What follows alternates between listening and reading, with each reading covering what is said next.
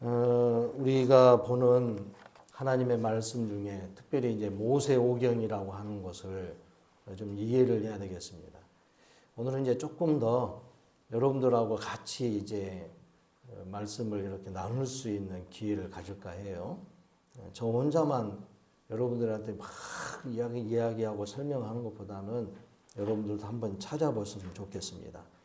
하나님께서 모세를 통해서 주신 최초의 성경은 오경이라고 합니다. 근데 그 중에서도 저도 그렇지만 여러 목사님들이 이제 이렇게 기억하기를 모세 오경 중에서 가장 핵심이 되고 중심축이 되는 것이 레위기로 봅니다. 자, 5권 중에서 레위기가 가운데 또 끼어 있죠. 히브리 사람들, 이스라엘 사람들은 이런 것들을 많이 생각해요. 중심이 되는 것을 항상 가운데다 뒀어요. 말 그대로 중심이요. 중앙에다 두는 거예요. 그런 글을 쓴다든가 어떤 일을 할 때에도 항상 중심축을 가운데다 두고 앞에서 이야기하고 뒤에서 그것이 연결이 되게끔 해서 중앙에다가 아주 절정인 주제를 거기다 놓는다 이 말이에요. 가장 중요한 것을. 모세 오경 중에서 이 5권의 성경 중에서 그 중에서도 가장 먼저 기록됐다고 하는 것이 레위기라고 합니다. 왜냐? 출애굽기 19장, 20장에서도 표현되다시피 하나님이 그 이제 24장까지 내용 속에서 계속 그러죠. 하나님이 모세에게 하나님의 말씀을 이스라엘 백성들에게 전달할 때에 모세를 통해서 전달하면서 모세에게 기록하게 했고, 또 하나님께서 십계명 같은 경우는 증거의 돌판을 만들어서 직접 기록해 주셨다. 그러니까 하나님이 성경을 기록한 것 중에 모세오경 중에서 가장 먼저는 레위기서다. 이렇게 보는 겁니다. 그것이 꼭 중요한 건 아니지만은 그래서 중요한 메시지가 모든 것의 중심축이라는 거예요. 자, 모세를 통해서 주신 5권의 책을 오경 그렇게 말합니다. 모세의 오경이다. 자, 보십시오. 여러분들이 성경책을 여러분들이 보셔가지고 자, 성경책 제일 앞에를 먼저 펴보세요. 창세기 나오는 데를 한번 펴보세요. 되셨죠? 창세기.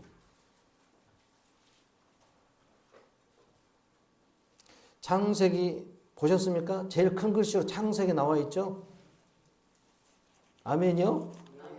그거 가지고 아멘 할 건 아닙니다만은 대답을 예 안 할 것 같으니까 아멘으로 한 거예요.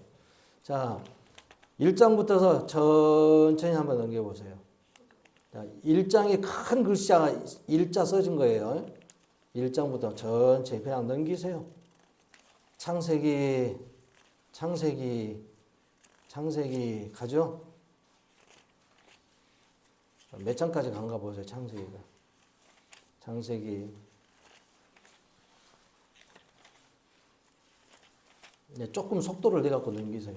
안 찢어지게끔. 자, 창세기. 지금 몇 장 가고 있어요? 여러분들은? 30장이요? 나보다 더 빠르네? 그럼 나는 한 3장씩 넘겨버려야지. 자, 지금 몇 장이에요? 40장. 50장에서 머무세요. 누구는 50장으로 바로 넘겼구만, 보니까. 말을 안 들어. 한 장씩 넘기라니까 말이야. 그것도 순종이요. 억지로 말하면. 자, 50장까지 왔죠? 자, 그 다음에 뭐가 나와 있나요? 출애굽기. 출애굽기는 몇 장까지 있는가 한번 쭉 넘겨보세요. 잠깐, 수독. 아직 24장밖에 안 넘겼대요. 빨리 좀 넘기세요. 창세기 다 넘어갔어, 이미. 이제 출애굽기 펴세요, 권사님. 출애굽기.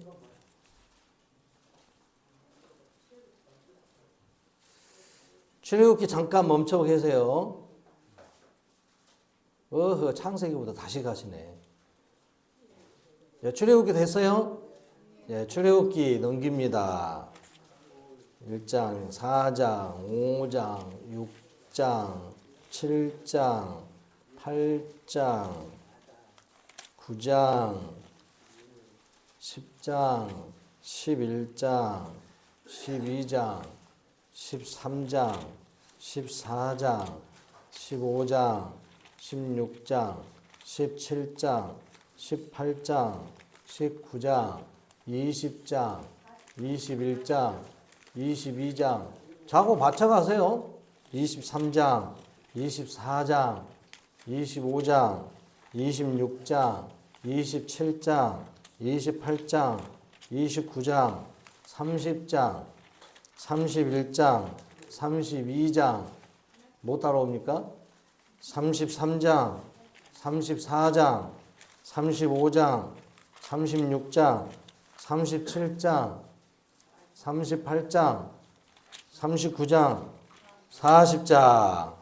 40장까지 저하고 같이 보조 맞춰서 오신 분. 못 하신 분도 계세요? 이제 다 맞춰졌네, 보니까. 그 다음에 무슨 책이 나와요? 레위기. 자, 레위기 갑니다. 1장, 2장, 3장, 4장, 5장, 6장, 7장, 8장, 9장, 10장, 11장, 12장, 13장, 14장, 15장, 16장, 17장, 좀 장수가 절수가 많은 것도 있어요.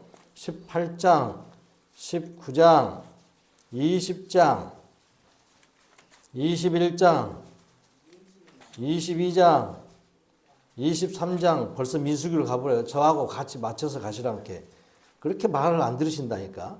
24장, 25장, 26장, 27장. 몇 장까지요? 28장 없어요. 27장이요.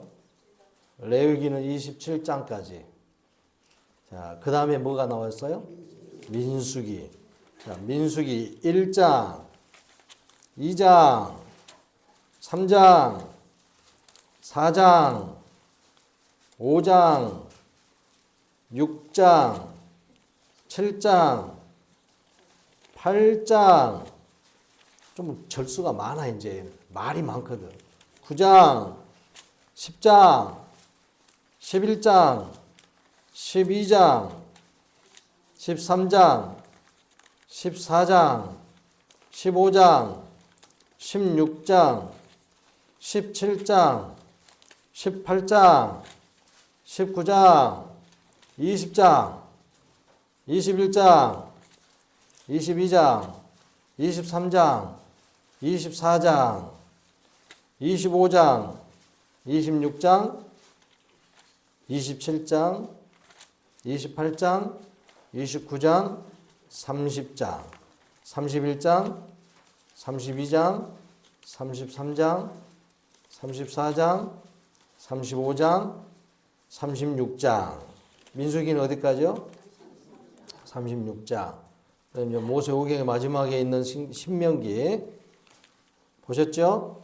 1장, 2장, 3장, 4장, 5장, 6장, 7장, 8장, 9장, 10장, 11장, 12장, 13장, 14장, 15장, 16장, 17장, 18장, 19장, 20장, 21장, 22장, 23장, 24장, 25장, 26장, 27장, 28장. 자, 29장. 못 얻었으면 말씀을 하지 마시고 그냥 기다리세요. 29장, 30장, 31장, 32장, 33장, 34장. 여기까지 해서 모세 오경이 이렇게 마무리가 돼요. 원래는 히브리 성경으로는 자, 저를 보세요, 이제.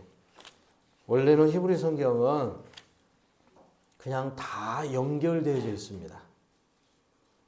그냥 중간중간에 이제 소 제목처럼 이렇게 글이 써져 있을 뿐이지 다 연결이 되어 있어요. 그래서 이스라엘 사람들은 이 모세오경을 한 권으로 봅니다.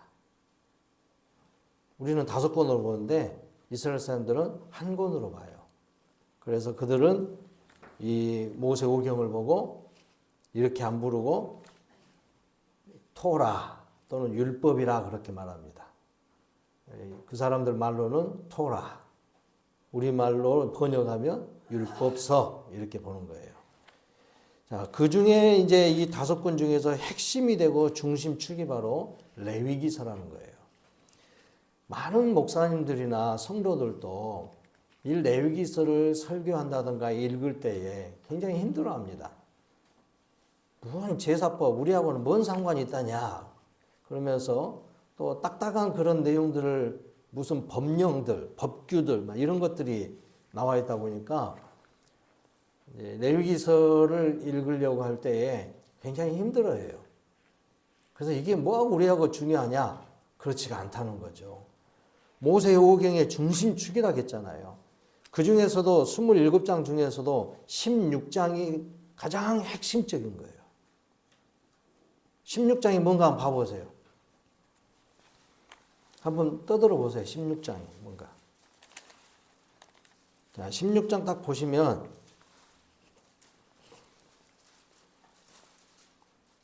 보셨어요? 16장, 레위기 16장입니다. 아론의 2 아들이 여호와 앞에 나아가다가 죽은 후에 여호와께서 모세에게 말씀하시니라. 여호와께서 모세에게 이르시되 내 형 아론에게 이르라. 성소의 휘장, 안, 법궤, 위, 속죄소 앞에 아무 때나 들어오지 말라. 그리하여 죽지 않도록 하라. 이는 내가 구름 가운데서 속죄소 위에 나타남이니라. 자, 여기서 속죄소가 나오죠? 속죄소가 뭔지 아세요? 위에 설명이 됐잖아요. 휘장, 성소의 제일 안쪽에 있는 지성소가 되는 휘장이 쳐져 있어요. 성소와 지성소 사이에. 이렇게 보면 돼요. 여기 예배당 우리 안에 이렇게 내부에서 보면 여러분들이 앉아있는 쪽이 성소라고 불러요. 거룩한 장소예요. 그리고 여기가 강단 여기 있는 쪽이가 휘장이 딱 쳐져가지고 아주 두꺼운 가죽으로 이렇게 만들어진 커튼이 이렇게 쳐져 있단 말이에요. 두꺼워요. 아무나 손으로 찢을 수도 없어요. 그런 곳에 그 안쪽에가 하나님의 증거궤, 십계명의 2돌판하고 만나 항아리하고 뭐 아론의 쌍난 지팡이가 들어있다 그러죠. 지팡이가 사이즈가 안 맞는데 옆에 있었는지 위에가 있었는지 그건 잘 모르지만 어쨌든 이것이 들어있는 법궤. 그래서 법궤가 있는데 그 법궤의 위에 뚜껑 위쪽에는 이 천사 둘이 이렇게 날개를 해갖고 양쪽에서 이렇게 덮고 있어요. 여기를 보고 속죄소 또는 시은좌, 거룩하신 하나님의 보좌 앞이라 이 말이에요. 그래서 여기에다가 1년에 한 차례씩 속죄일에 모든 이스라엘 백성들이 대제사장 한 사람을 중심으로 해가지고 속죄의 제물을 드리는 거예요. 이스라엘 백성들을 대신하고 대표하는 속죄의 어린 양 하나를 잡아서 그 피를 받아가지고 이 지성소 안으로 대제사장이 가지고 들어와요. 그래서 이 시은자 속죄소 위에다가 부어요. 그 피를 붓는다고요. 그 말은 뭐냐? 백성들의 생명을 주님 앞에 드립니다. 그런 말이에요. 모든 생명이 주님 앞에 바쳐집니다. 그래서 대표로 어린 양을 대신해서 대표로 대제사장이 가지고 들어오는 거예요. 대제사장도 자기의 생명을 이스라엘 백성들을 대신해서 가지고 들어오면서 대표로 들어와서 하나님 앞에 그 일을 행하는 겁니다. 그건 뭐냐? 이를 통해서 하나님이 거룩하다 인정해 주는 거예요. 네 생명을 바치느냐? 내가 너의 모든 죄를 용서하마. 그래서 하나님의 거룩의 자리에 참여할 수 있게 된다. 이런 모양이죠. 그러나 구약의 시대 때는 1년에 한 차례씩 계속 그 일을 하는 거예요. 하나님 앞에 나올 수 있는 방법은 속죄의 일을 행하지 않고는 안 된다는 거예요. 그래서 하나님의 거룩한 백성이 되려면 죄 사함의 은혜가 있어야지 하나님을 만나고 하나님과 함께하고 이렇게 예배를 드릴 수 있다는 거예요. 구약의 백성들에게는 끊임없는 그런 제사의 방법을 통해서 하나님 앞에 나오는데 그 제물을 통해서 죄 사함을 받았다고 하나님이 인정한 것이 아니고, 그러면 신약의 우리 백성들은 어떻게 해야 돼요? 다르잖아요. 구약에는 제물을 가지고 하나님 앞에 나와서 그 피를 통해서 구원함을 받았다 하고 죄 사함을 받았다 한다면, 신약에는 그러면은 예수님의 십자가의 은혜를 통해서 구원받았다 하는데, 그럼 우리는 뭐예요 지금? 구약과 신약이 말이 다르잖아요. 그게 하나의 모형적인, 예수님을 예표로 하는 모형적인 일이 된다 이 말이에요. 그러니까 그 어린 양의 피를 가지고 속죄소에다가 부어서 하나님 앞에 죄사함의 용서를 받았다 하는 것은 앞으로 완전한 그 죄사함의 은혜를 주실 하나님의 아들 예수 그리스도를 통해서 그렇게 죄사함을 받습니다 하는 것을 예표로 준 거다 이 말이에요. 이게 하나의 먼저 이런 분이 올 거니까, 이런 일을 하실 분이 올 거니까 그런 제물이 되실 분이 있다. 사람이나 동물의 피 가지고는 안 된다 이 말이에요. 그건 하나의 예표적인 거예요. 그래서 멀리 바라보면서 아담 때부터 약속했던 여자의 후손, 그 여자의 후손이 그 일을 하겠다 이 말이에요. 그걸 보여주는 겁니다. 그러니까 하나님 앞에 나오는 방법, 하나님의 거룩한 백성이 되는 것, 이것은 결국 죄사함의 은혜가 없이는 하나님 앞에 나올 수 없다는 거예요.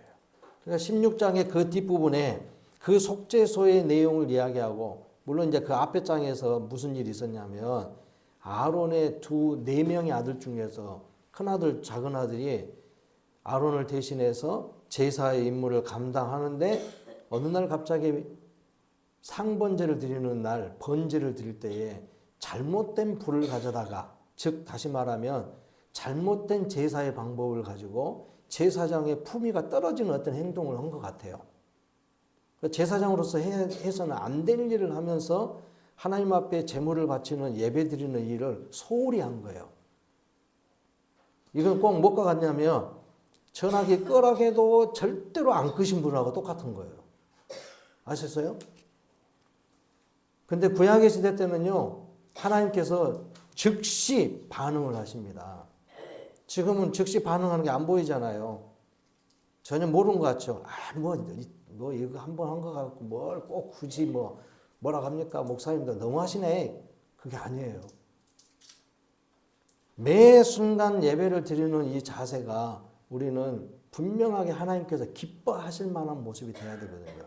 근데 그렇게 안 한 것 같아요. 이 두 사람은. 그래가지고 잘못된 행위로 해서 하나님 앞에 나오다가 죽었어요. 하나님이 그 자리에서 즉사시키는 거죠.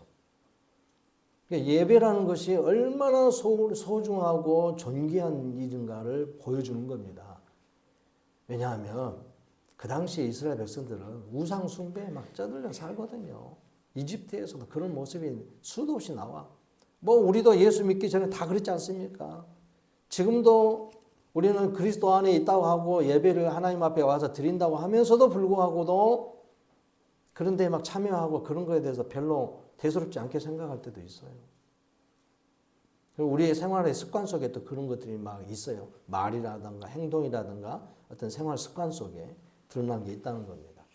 그런 것들을 하나님께서 기뻐하실 만한 모습인가 아닌가 이런 거 별로 판단하지도 않을 때도 있어요. 왜냐하면 모르니까.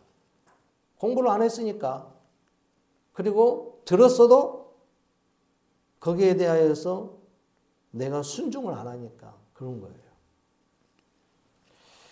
이것이 이제 오늘 우리에게 이제 아주 중요한 메시지가 되는데 레위기서의 16장이 중심축이 되어져서 그래서 앞에 16장까지 앞에 부분이 바로 하나님을 어떻게 섬기고 그 하나님을 어떻게 만나느냐. 이제 하나님을 만나려면 아까 말씀드렸죠. 죄를 속함을 받아야 돼. 죄를 용서를 받아야지 하나님 앞에 간단 말이에요. 죄가 없어야 된다 이 말이에요. 우리가 하나님 앞에 나와서 예배를 드리고 하나님의 이름을 부르면서 이렇게 기도하고 찬송할 수 있었던 것은 우리의 죄를 다 짊어지고 그 죄를 다 씻겨주시는 예수님의 십자가의 은혜 때문에 된 거예요. 아멘요? 이것이 오늘 우리에게 주신 아주 중요한 하나님 앞에 나아가는 거룩한 백성 되는 소중한 일이라는 겁니다. 이 방법 아니고는 할 수가 없다는 거죠. 그래서 그렇게 거룩한 백성 되고 하나님을 만나고 하나님 앞에 예배하고 하나님의 말씀을 들을 수 있는 중요한 방법이 뭐냐? 그게 바로 레위기 1장부터 16장까지 내용이다 이 말이에요. 그것을 설명해 주고 있어요. 이렇게 예배를 드려라. 이렇게 하나님 앞에 나와라. 그래서 하나님을 만나라. 거룩한 백성은 이제 하나님을 그렇게 만나야 된다. 그러면 이제 그 다음에는 어떻게 해야 되느냐? 그 다음에는 17장부터서 27장까지의 내용에서는 너희들 삶 속에서는 어떻게 할래? 자, 예배 드릴 때만 그렇게 하고 삶에 돌아갔을 때는 나 먹고 사는 일에 바쁘고 내 행동하고 내 생활이 바쁘고 내가 가족들과 함께하고 있고 그렇기 때문에 또 사회적인 어떤 지위나 사회적인 어떤 활동 이런 것들 때문에 하나님 생각하지 말아라? 하나님께 예배하는 걸 흘러버려라? 뭐 어떻게 해야 되는 거예요? 그러면 똑같이 그 생활 속에서는 막 직장 가가지고도 할렐루야 우리 예수 그러면서 찬양하고 다녀야 되고 아버지 아버지 하고 기도하고 있어야 되냐 이 말이에요. 예배의 이런 형식들을 갖춰 이런 예배의 형식을 말한 게 아니라 모여서는 하나님 앞에 나오는 이런 공동체가 하나가 돼가지고 하나님 앞에 나오는 일은 중요한데 요것을 중심으로 해서 각자가 흩어진 가정과 사회생활 이런 가운데서 하나님의 백성으로서 하나님의 이름을 높여드리고 하나님을 찬양하는 삶의 태도가 나와야 된다는 것이죠. 삶의 모습. 생각하는 거, 보는 거, 듣는 거, 말하는 거, 행동하는 거, 사람과의 관계 속에서 어떻게 접하고 자, 사람들 만나는데 욕을 하면서 에이 빌어먹을 사람을 또 만났네 이렇게 해야 되냐 이 말이에요. 내가 싫어하는 사람을 만났다 해가지고 에이 저 사람 또 만났네 에이 도망가 버리고 딴 데 피해 다니고 이런 것들이 있죠. 아무것도 아닌 것 같은데 이것이 오늘 우리의 삶에 하나님의 백성으로서의 걸맞냐 그렇지 않느냐 이런 게 나타나는 거죠. 이것이 바로 예배라는 거예요. 예배. 그런 하나님의 백성으로서의 거룩한 백성으로서 의식을 가지고 내 삶 속에서 주님이 기뻐하실 만한 그런 삶의 모습들이 드러나게 하는 것. 이것이 삶의 예배라는 거예요. 로마서 12장 한번 찾아보실래요? 여러분들 성경을 찾아보는 것들을 잘 하셔야 돼. 로마서 12장을 한번 펴보십시오.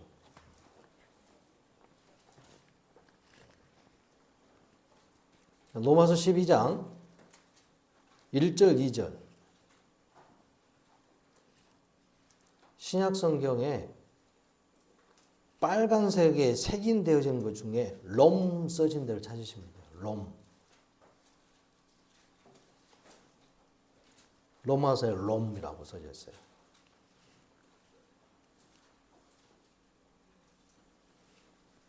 성경책에 침을 많이 발라버려가지고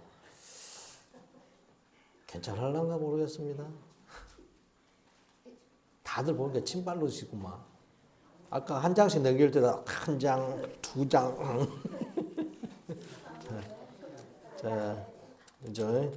자, 12장 1절, 2절 같이 한번 읽어볼까요? 12장 1절 2절. 침 바른다고 뭐라 하니까 이제 또 안 바른 척 하면서 싹 바르고 싹 바르고 그러시고만. 자, 12장 1절 2절 시작. 그러므로 형제들아 내가 하나님의 모든 자비하심으로 너희를 권하노니 너희 몸을 하나님이 기뻐하시는 거룩한 산 제사로 드리라. 이는 너희가 드릴 영적 예배니라. 너희는 이 세대를 본받지 말고 오직 마음을 새롭게 함으로 변화를 받아 하나님의 선하시고 기뻐하시고 온전하신 뜻이 무엇인지 분별하도록 하라. 아멘.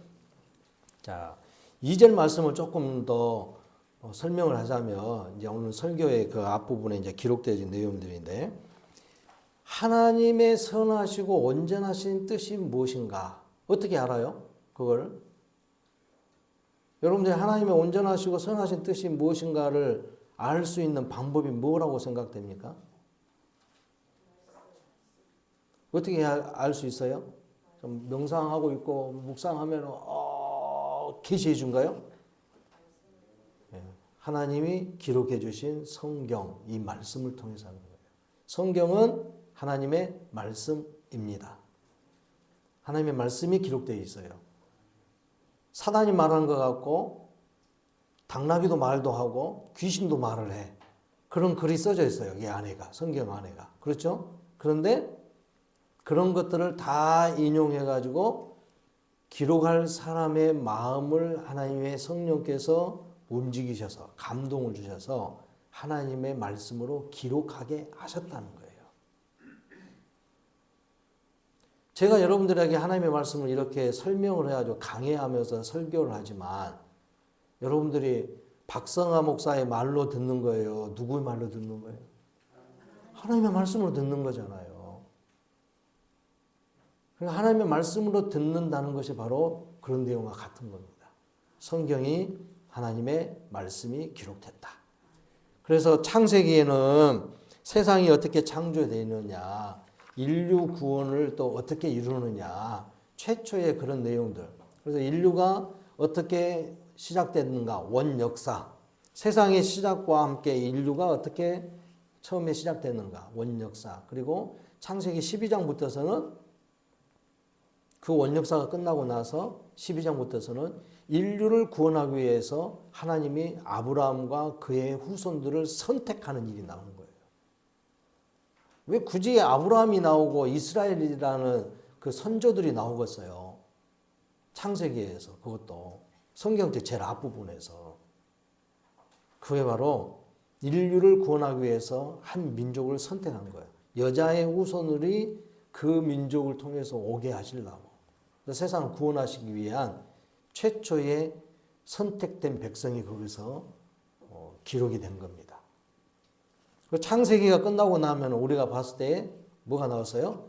출애굽기가 나왔죠. 애굽이란 말은 영어로는 이집트 이렇게 말하는데 이집트라는 말의 발음을 모르겠어요. 우리 한글을 기록할 때에 우리 한국 사람은 그때는 조선시대 사람이죠. 조선 사람이 번역을 하면서 이집트라고 말하는 것에 애굽 해가지고 중국식인지 일본식인지 하여튼 그 발음으로 해가지고 애굽이라고 써놓은 거예요. 어디 가봐도 애굽이란 말이 없어. 이집트란 말이에요. 그러면 지금도 뭐 현대어로 이렇게 번역하는데도 개역 개정판 번역할 때도 이집트라고 쓸 것인데 어째서 또 애굽이라고 그대로 쓰는지 모르겠어요. 그러니까 이집트라는 말이 애굽이라고 표현된 거예요. 지금 이집트가 어디에 있어요? 어디에 있어요? 어디? 그 중동 지역의 남쪽에 보면 아프리카 최북단 쪽에 있는 나라잖아요. 나일강이 쫙 흘러가고 있는데 지중해 그 연안 쪽에, 지중해 남쪽 쪽에 그 이집트. 그 이집트가 이제 그 당시에는 초강대국이었어요. 고대 사회 때는. 지금과 같으면 이제 미국과 같은 그런 역할이죠. 그 이집트를 통해서 하나님이 선택한 아브라함의 후손들을 적은 숫자들 그곳에 들어가게 했다는 거죠. 그래서 거기에서 400년 동안 살고서 그 다음에 하나님께서 하나님이 약속한 가나안 땅으로 다시 데리고 나올 때의 이야기가 바로 출애굽기다 이 말이에요. 그 출애굽기를 통해서 이제 하나님이 이스라엘 백성들과 이집트에서 나오고 나서 몇 달 후에 시내산이라는 곳, 시나이 반도라는 곳이 있어요. 이 홍해라고 하는 바다 있는 쪽에 반도가 하나 쭉 나와 있는데 시나이 반도라고 하는 곳에 작은 이제 그 큰 산이 하나 있는데 그 시나이 반도에 그 산맥이 쫙 이루어져 있어요. 근데 여러 산들이 함께 연결해 가지고 있는 그 산맥 가운데서 가장 높은 시내산이라는 그 산의 봉우리 그 아래쪽에서 이스라엘 백성들이 머물면서 하나님과 하나님의 백성으로 하나님의 또 이스라엘의 백성의 하나님으로 이 관계를 맺으면서 하나님이 이 레위기서를 선포했다는 거죠. 십계명과 함께 레위기서를 선포한 거예요. 그리고 그 말씀을 통해서 계약을 맺은 거죠. 지난번에 우리가 봤잖아요. 32장에 이제 그 약속이 깨지는 모습이 나오죠. 그 약속을 체결하는 가운데에 피의 언약을 맺고 너희들은 이제 이 말씀으로 내가 너희들의 하나님이고 너희들은 나의 백성이다. 이 관계가 맺어진 거예요. 그렇게 선포했던 말씀이 바로 레위기서라는 거죠. 그래서 이 레위기서를 통해서 하나님의 거룩한 백성들이 어떻게 하나님을 섬기고 어떻게 하나님의 섬기는 삶을 내 생활 속에서 드러낼 것인가. 그러니까 하나님의 백성으로서의 모습을 온전히 지키라 이 말이에요. 너희들의 참 하나님이고 참 신이시고 참 왕이신 하나님을 어떻게 섬겨야 될 거냐. 그리고 그 하나님이 기뻐하시는 대로 어떻게 살 것이냐. 이것이 이제 창세기서부터서 쭉 흘러나온 거죠. 그래서 그 내용이 정말 그렇게 사느냐 그렇지 않느냐 하는 것들이 민수기서에서 나온 거예요. 보니까 사람들이 매번 하나님의 말씀을 어기고 불평불만하고 자기들 생각대로 해보려고 하고 그랬던 모습들이 민수기에서 딱 나오는 거예요. 그래서 하나님이 광야라는 곳에 사막 지역에서 40년 동안 그렇게 보내게 하면서 약속의 땅으로 바로 들어가지 않고 그렇게 보내게 하면서 이제 약속의 땅에 들어가려고 할 무렵에 40년 후에 모압 평지에서 요단강을 건너가기 직전 이들에게 하나님의 말씀을 다시 한번 상기시켜 주면서 기록한 것이 신명기라는 겁니다. 다시 신자. 그래서 모세오경을 통해서 우리는 하나님의 뜻이 온전하신 뜻이 뭐고 기뻐하시는 그 뜻이 무엇인가를 깨닫는다는 거예요. 그 중에서 이제 그 모든 내용들의 규범이 되고 규칙이 되고 율법이 되고 명령이 되는 이 레위기서를 통해서 하나님의 거룩한 백성 되는 일을 어떻게 해야 될 것인가. 그래서 그 백성은 하나님을 어떻게 섬기고 찬양하고 감사하고 하나님과 함께 살면서 내 삶을 하나님의 그 함께 해주심 그 은혜 속에 바로 임마누엘이죠. 동행의 일을 어떻게 할 것이냐. 그래서 하나님과 함께하는 거룩한 백성이 거룩한 삶의 모습으로 거룩한 교제를 어떻게 할 거냐. 이 거룩의 문제가 가장 중요한 거예요. 이 부분에 대해서 가르쳐주고 있는 것이 레위기서입니다. 그럼 우리가 레위기서 이제 전체 27장에 있는 내용 중에서 1장부터 16장까지가 하나님께 향한 것이라겠죠. 그러니까 거기에서 1장부터 7장까지 내용이 16장 중에서 7장까지 내용이다. 7장이 16장 중에서 7장. 그럼 나머지는 몇 장 남은 거예요? 9장 남았죠? 9장 남았잖아요. 16장에서 7장 빼니까. 그러면 7장이 반 정도 되는 이 분량이 하나님을 섬기는 방법을 가르쳐 주고 있는 거예요. 그게 이제 번제, 오후에 이제 그 내용을 이야기하겠습니다만, 번제, 소제, 화목제, 속죄제, 속건제. 이렇게 이제 방법을 보여준 거죠. 그 예배의 방법이 하나님 앞에 나오는 방법이 이렇게 5가지 방법으로 5대 제사를 통해서 보여주고 있는 겁니다. 이 5대 제사를 통해서만 하나님 앞에 나올 수 있다는 거예요. 여기는 이제 희생의 제물이 있고 물론 이제 곡물도 어찌 보면 희생한다는 거죠. 다 빠져가지고 소재가 이제 다 빠져서 새로운 모습으로 변화돼가지고 하나님 앞에 나오는 거죠. 하나님 앞에 나오는 것은 달라져야 된다는 거죠. 그게 이제 번제나 뭐 소제나 화목제나 속죄제, 속건제 이 5가지 모든 제사는 하나님 앞에 나올 때에 제물을 대신해서 나오는데 그 제물로 인하여서 내가 달라진 모습으로 하나님 앞에 나오는 거예요. 그때는 이제 그 제물을 드리는 사람, 예배를 드리는 사람이 직접 하나님 앞에 못 나오고 제사장을 통해서만 나오게 되는 겁니다. 그게 이제 예수 그리스도를 예표하는 거죠. 대제사장이든지 제물이든지 전부 예수님을 보여주고 있는 겁니다. 구약이나 신약이나 하나님 앞에 나올 수 있는 방법은 예수 그리스도의 생명을 담보로 해서 나올 수밖에 없어요. 어떤 것으로도 할 수가 없습니다. 그렇게 7장까지 내용에서 설명을 하고 나서 8장, 9장, 10장에 있는 내용에서 성막에서 하나님의 백성들과 하나님과의 사이에서 그 하나님 앞에 나오는 일을 대신해주는 중간 역할을 하는 사람들, 이 사람들 보고 제사장이라고 그랬죠. 그 제사장을 위임하고 위임식을 세워주고 어떻게 그 사람들이 또 백성들 사이에서 하나님과 백성 사이에서 그 일을 할 수 있겠느냐, 중간 역할을 할 수 있겠느냐. 이들도 위임할 때에 속죄의 제사를 지내고 들어와요.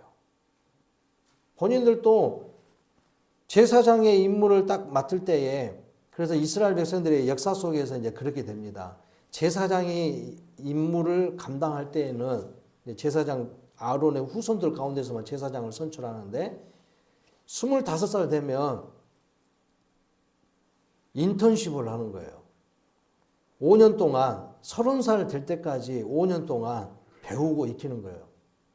그래서 잔신부름해 가면서 제사장의 역할들이 어떤 것인가를 배우고 익히는 거예요. 5년 동안 훈련해요. 요즘 같으면 이제 목사가 되기 위해서 전도사들 막 훈련하고 신학교에서 훈련하는 것처럼. 신학교는 훈련하면 예과가 4년이고 본과가 3년이고 그리고 목사 안수 받기까지 또 1년에서 4년을 준비케 합니다. 그게 이제 강도사라고 그러죠. 하나님의 말씀을 전달하는 일에 훈련을 하는 사람들 보고 강도사라고 그래요. 그 외에는 이제 전도사라고 이제 칭호를 해가지고 그 단계를 만들어 놓는데, 그러니까 일반 대학교를 나오고 나면은 3년을 해야 되고, 그러면 신학교에서 같이 하게 되면은 4년을 예과, 본과 3년 이런 식으로 7년을 공부하고 또 1년에서 4년을 보통 이제 1년 안에 이제 목사 안수를 받는데 임직제가 있으면은 다 안수를 줍니다. 강도사 일을 하다가. 그래서 총회고시 보고 나서 강도사가 되고 합격하면, 그러고 나서 1년에서 4년 동안 훈련 더해서 강도 훈련을 하고 나서 목사 안수를 받는 거예요. 그것도 고시를 치러서 노회에서 이제 주관합니다. 그렇게 보면은 거의 10년 이상이 걸린다고 그러죠. 길게 보면 11년이고 목사 안수 받기까지 굉장히 강도 높은 훈련을 하는 거예요. 그럼에도 불구하고 부족해요. 제사장들이 기본 5년을 그렇게 준비하면서 훈련을 해가지고 30살 딱 되면은 위임식을 하는 거죠. 제사장의 임직식을 하는 거예요. 이런 식으로 이제 제사장의 임무를 보여주는 것이 바로 위임식과 임직식의 모습을 보여준 게 8장, 9장, 10장이라는 겁니다. 그러면 그런 일들을 하는 사람들이 그러면 나하고 뭔 상관입니까? 오늘날 우리가 다 제사장이잖아요. 하나님 앞에 나오는 일에 대해서 분명하게 알고 내가 제사장이라는 위치에서 나와야 된다 이 말이에요. 목사가 집례하니까 목사장이 제사장의 위치로 있고 여러분들은 그냥 와서 청중이다, 그런 게 아니에요. 예배를 여러분들이 직접 찬송하고 기도하고 여러분들이 직접 예배에 참여하고 있잖아요. 헌금을 하고 나를 하나님 앞에 바치는 거잖아요. 저는 안내자일 뿐이요.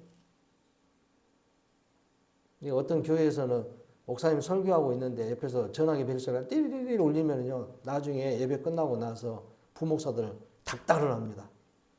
예배 준비를 그렇게 못하냐? 그러면서 부목사 닥달해요. 담임 목사가. 내가 설교할 때에 그런 소리 한번 들려가지고 집중이 안 되고 그러면 나도 흐트러지고 다 흐트러지는 줄 몰라? 그러면서 부목사를 얼마나 추궁하는지 몰라요. 인상 찌푸리고 다녀버려 그냥 담임 목사님. 그것도 어떻게 보면은 잘못된 거죠. 참여해서 전화벨을 울린 사람뿐만이 아니라 예배에 집례하는 일에 담임 목사가 그런다 해가지고 자기에게 설교에 방해된다 해가지고 그 성도에 대해서 부목사의 책임이다 해가지고 부목사를 추궁하는 거 이건 좀 문제가 있다고 봐요. 물론 다 예배에 잘 드려주기 위해서 조심해야 될 일이지만은 그건 좀 옳지 않은 모습이죠. 모두가 다 성실하게 준비를 해야 되는 겁니다. 이렇게 말했는데도 다음에 또 그 소리 나면 안 될 거죠. 그러죠. 여러분, 어떤 분은 그러더만 보니까 우리 교회 안에서도 어떤 분은 그래. 많이 그러신 것 같아요. 주일날 오전 예배 드리러 올 때는 전화기 안 갖고 오시더만. 그냥 맡기시고 놔두고 오셔도 돼요.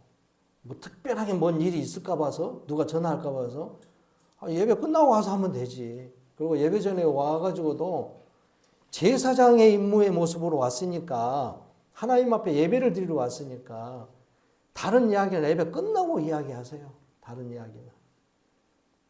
아니 앞에서 찬양 인도하고 있는데 그냥 막 오늘 또 보니까 많이 그러시더만. 다른 날 때도 그러던데 오늘 또 그러시고 안 바꿔진 건 이해가 안 돼요 정말. 모든 예배 시간에 다 그러신 것 같더라고. 자꾸 왔다 갔다 하고 막 옆에 사람 이야기하고 있고 좀 늦게 오신 분들은 찬양하고 있는데 어이 나 왔어? 잘 있었는가? 이렇게 건들고 갈 필요도 없어요. 예배에 집중하고 있고 나는 예배 드리고 있는데 옆에 와가지고 건들고 있으면 어떻게 되는 거예요? 그럼 다 흐트러지는 거죠. 제사장의 위치에서 하나님 앞에 예배 드리는 의식들을 분명히 가져야 되죠. 그래서 11장부터 15장까지는 거룩한 하나님의 백성들의 삶을 어떻게 살아야 되는가? 내 삶 자체가 하나님 앞에 어떻게 드려져야 되냐 이 말이에요. 그게 이제 11장부터 먹는 것부터서 시작되는 거예요. 내 육신이 이 육신이 그냥 육체로 끝나는 게 아니에요. 이 육신이 하나님 앞에 예배를 드리는 그런 사람으로서 모든 삶이 먹는 것부터 하나님 앞에 거룩해져야 된다 이 말이에요. 그러니까 고린도전서 10장 31절 말씀에서 바울도 그랬잖아요. 그 고린도 교인들한테 야 너희들은 하나님 앞에 제사장의 그 위치로서 하나님 앞에 예배를 드리는 모든 삶이 돼야 되는데 먹는 것부터 준비해야 된다. 먹는 것부터 달라야 된다는 거예요.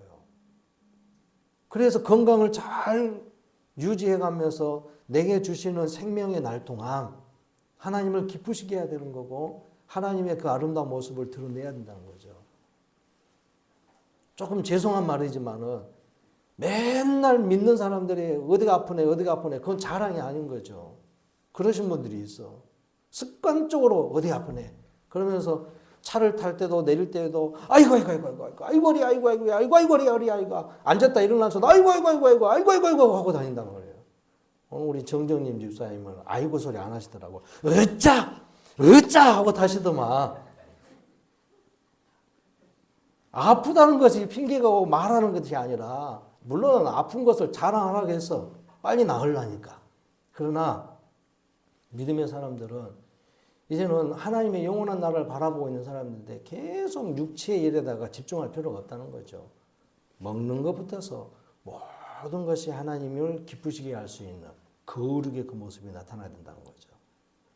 그래서 그 모든 거룩의 일을 중심으로 할 수 있는 것이 속죄 제사다 이 말이에요. 그게 16장의 중심축이 되는 거죠. 그리고 17장부터 27장까지 내용에서 이렇게 속죄함의 은혜를 누린 백성들이 하나님의 거룩하심 앞에 참여하면서 그 하나님이 기뻐하시는 말씀대로 명령하신 대로 세속과 구별되어진 삶을 누리라는 거예요. 그래서 성도와 성도와의 이웃과의 관계 속에서 어떻게 관계를 해야 되냐. 그리고 내가 뭐 잘못해가지고 실수를 해가지고 뭐 사람을 죽이는 일이 있다든가 남의 것을 어떻게 물건을 갖고 와버렸다든가 또는 상해를 입혔다든가 또는 어떤 물건에 피해를 입혔다든가 운전하고 가다가 가다가 갑자기 나온 사람은 어쩔 수 없지. 그러다 부딪혀 가지고 사고를 낼 수도 있고, 또 운전하고 가다가 그냥 뭐가 내가 주의를 잘못해 가지고 옆집에 있는 건물을 갖다 들이받아 볼 수도 있는 것이고, 그런 경우가 많이 있다는 거죠. 오늘날도 그러잖아요. 사고 많이 나잖아요. 또 분쟁이 생길 수도 있는 것이고, 여러 가지 그런 일들 속에서 하나님의 백성들은 거룩한 모습으로, 즉 세상과의 구별된 모습으로, 아까 로마서 12장 1, 2절 말씀에서 보니까 2절 말씀에서 그랬죠. 세상의 풍조에 따라 다니지 말라는 거예요. 하나님의 백성들은 하나님의 말씀과 명령에 따라서 그 삶을 이끌어 가야지. 그것이 맞다 이 말이죠. 세상에 흘러가는 모습은 이런데 왜 목사님 교회는 왜 이렇게 합니까? 이거 틀려먹었잖아요. 그래서 교회의 행정의 일들을 어떤 분이 와가지고 바꿔본 사람이 있어. 이렇게 하면 안 된다고 그러면서. 아니 교회는 하나님이 기뻐하시는 모습으로 교회에 걸맞는 그 방식을 가지고 쓰는 거예요. 하나님께 향하여서. 재정이나 이런 것도 다 하나님 것이니까 하나님이 기뻐하시는 방식으로. 물론 세상에 어떤 방법은 있어요. 그리고 요즘 보면은 이제 목회자도 이제 세금을 내다 보니까 세상의 그런 그 행정적인 방법들을 잘 도입해서 활용하고 있어요. 그러나 그 운영의 모든 것이 하나님이 기뻐하신 대로 사용되는 것이고 주님이 기뻐하신 일에 충분히 사용이 돼야 되는 거죠. 교회는 그러니까 이런 재정 문제도 뭐 건물 관리하는 거라든가 이런 것들은 당연히 하겠죠. 중요한 것은 바로 하나님의 말씀이 잘 전달되어지고 교회가 어떻게 하면 하나님의 기뻐하시는 모습으로 세워져 가는 일인가 이런 것이 써지는 거죠. 가장 먼저는 명령에 따라 사용돼야 되죠. 말씀을 전해서 영혼 구원의 일을 위하여서 구제하는 것도 영혼 구원의 일이에요. 그것도 하나님께서 명령하신 거고 고아나 과부나 가난한 사람들이나 이런 사람들을 돕는 것을 당연히 해야 된다는 거죠. 우리는 그러니까 그걸 가지고 또 따지기도 해요. 아니 그 사람은 잘 먹고 잘 살더만 뭘 도와주냐고. 어떻게 알아요 그것을. 필요하면 다 돕는 거예요. 하나님 기뻐하실 것 같으면. 이런 것들을 실행하는 것이 교회라는 것이죠. 성도는 바로 이렇게 세상 풍조에 따라 움직이는 게 아니라 하나님이 말씀하시고 하나님이 구별되게 설명하시고 명령하신 대로 살아가는 것. 이게 성도가 살아야 될 삶의 방식이라는 겁니다. 이것은 이제 17장부터 27장까지 내용인 거죠. 여러분, 오늘 우리는 하나님께서 주신 율법은 그리스도 안에서 구원받은 백성들에게 주시는 복을 받게 하는 은혜로 주신 말씀입니다. 그러니까 율법이라는 것이 특별히 이제 이 레위기서의 이 내용을 들을 때에 이게 우리하고 뭔 상관입니까가 아니라 그걸 통해서 그런 의미가 있군요. 그런 원리가 있군요.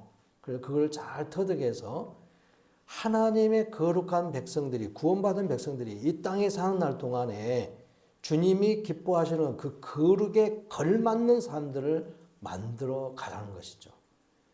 거기에는요, 이제는 변화가 필요한 겁니다. 말씀으로 원리를 깨달았으면, 내 생각이 이제 가치관이 바꿔지는 거죠. 물질에 대한 가치관, 세상의 삶에 대한 가치관, 이러한 가치관들이 육체를 중심으로 되어졌던 것이 이제는 하나님의 나라에 하나님의 거룩한 백성으로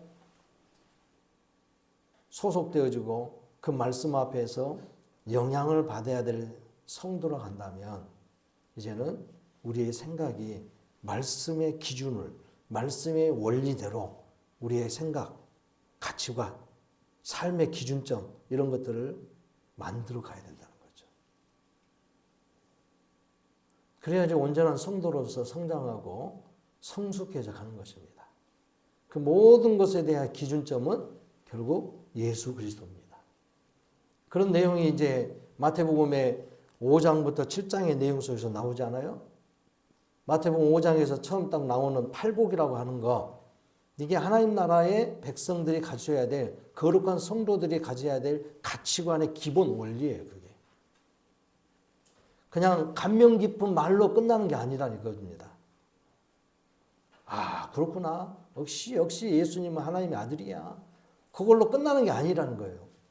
그렇게 깨달아졌으면 아, 그렇군요. 그럼 나도 그렇게 살아야 된다는 말씀이군요. 그러면서 내 삶에 그게 적용이 돼야 된다 이 말이에요.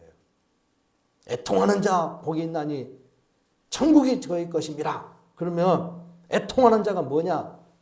죄에 대해서 애통하고 내가 하나님 나라에서 영생을 잃어버린 것에 대해서 애통하라 이 말이에요. 그 일을 그래서 그 가운데서도 그래서 하나님의 아들을 통해서 나를 구원하셨군요. 그래서 주님으로 인하여서 내가 죄사함 받아서 하나님의 거룩한 백성 되겠습니다. 할렐루야 하고 나가는 거죠. 이 가치관이 내 삶 속에 적용이 된다는 거죠. 그렇게 하면서 성숙해져 가는 거예요. 끊임없이 내 삶에 현재까지 해왔던 그리스도를 믿기 전에 해왔던 그 삶의 풍조가 그 습관들이 하나님의 말씀을 배우면 배울 때마다 갈등이 생겨요. 직장의 문제 같은 경우도 내가 지금 이거 해야 되는데 오늘 목사님은 또 이렇게 하라 그러는데 말씀이 그런다 하니까 그런다 하는데 자꾸 걸리는 거예요. 이게 부딪히는 거죠. 이 갈등 속에서 내가 하나님의 말씀 앞에 더 한 발자국 가까이 가는 것이 십자가를 가까이 하고 하나님의 말씀 앞에 가까이 하고 하나님의 거룩에 가까이 하는 거예요. 그런데 그걸 주춤주춤 해가지고 못하고 결국 세상에 머물러 버리면 더 이상 하나님하고 가까워지기가 어렵다는 거죠. 내가 안 되는데. 그래서요, 성경의 전체적인 모습을 봤을 때 보면 하나님은 유독히 사람에게 향하여서는 인격적으로 대우를 합니다. 네가 원하는 대로 해라 이 말이에요. 네가 판단하는 대로 해라. 하나님의 은혜 안에서 말씀을 그래 네가 그렇게 한다면 어쩔 수 없지 뭐. 그러니까 거기에 대해서 하나님께서 강제적으로 막 끌고 오지는 않아요. 동물처럼 딱 정해놨고 너 그렇게 안 하면 안 돼? 그대로 살잖아요 동물들은.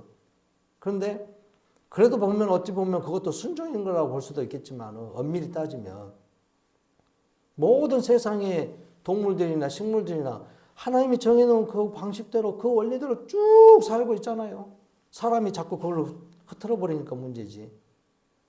사람만 하나님께서 말씀하시고 권면하시고 그 하나님의 뜻을 이루어 가지만 사람에게는 인격적으로 대화한다는 거예요. 네가 원하는 대로 해라는 거예요. 네가 판단을 잘해라. 무엇이 복인가를 판단을 하라 이 말이에요. 명령을 주셨어요. 그러나 그렇게 하지 않으면 저주가 임하고 그렇게 하면 복받는다. 명령을 주셨어요. 네가 판단해라 이 말이죠. 우리는 인격체예요. 여러분 모두가 다 하나님이 기뻐하시는 이 말씀을 우리도 기뻐함으로 잘 받아들여서 내 삶에 뭔가 피해보는 것 같고 손해보는 것 같아도 주님은 그냥 우리 보고 손해보라고 해가지고 너 그거 좀 양보해. 너 좀 손해보면 안 돼?